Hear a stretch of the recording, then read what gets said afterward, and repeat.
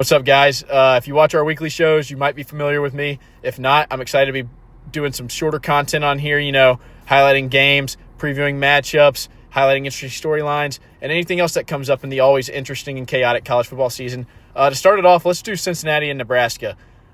This game really intrigues me for a variety of reasons. Starting off with the venue and the time, Arrowhead Stadium, one of the best venues in football, at 8 p.m. on a Thursday, the marquee game on Thursday.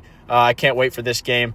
When you're looking at the coaching matchup, Scott Satterfield at Cincinnati, Matt Rule at Nebraska, both guys are kind of in a bounce-back job right now. They previously had success. They previously had failures. They're looking to kind of, get their coaching careers back on track. When you're looking at Nebraska, you got to start at the quarterback position with Dylan Raiola. He idolizes Mahomes. He's playing in Arrowhead Stadium. It's going to be interesting to see how he plays there, handles the pressure that comes with it.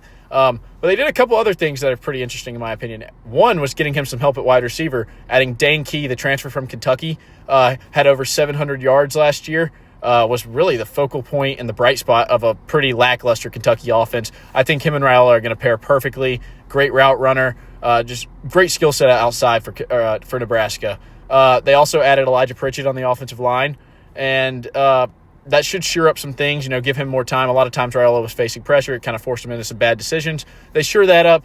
They should have some momentum going into the year.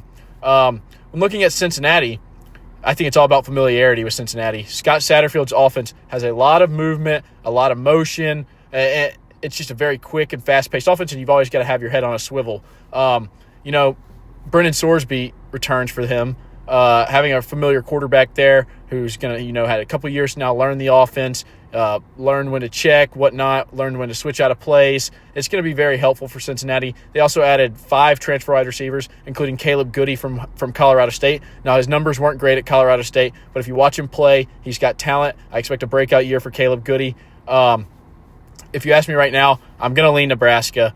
Although I do think Cincinnati could make noise in the very open Big 12, in my opinion. A lot of people are going to tell you that there's the front runners and whatnot. I think anybody has a chance to make a run in the Big 12 this year. And Nebraska is going to be a little bit tougher in the Big 10, but I think they'll start off with a Week 1 win against Cincinnati in Arrowhead Stadium, and it'll put their season on the right track.